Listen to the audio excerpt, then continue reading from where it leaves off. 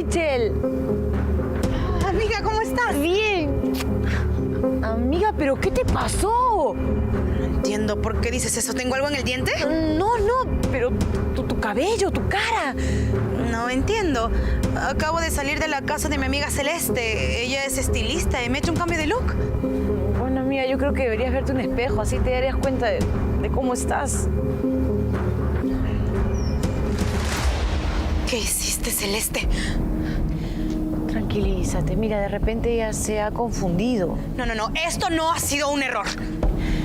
Bueno, por la forma en la que te ha dejado, yo creo que te he hecho con cólera, amiga. Creo que no es tu amiga, sino tu enemiga. No. Esto no se va a quedar así. Yo tengo que hablar con ella. Pero cálmate. No vayas a tomar una decisión que después te vas a arrepentir. No, Juliana. Yo tengo que hablar con Celeste. No entiendo por qué me hizo esto. Se supone que es mi amiga. ¿Sabes qué? Luego nos vemos, ¿sí? Voy a buscar respuestas. Sí, pero...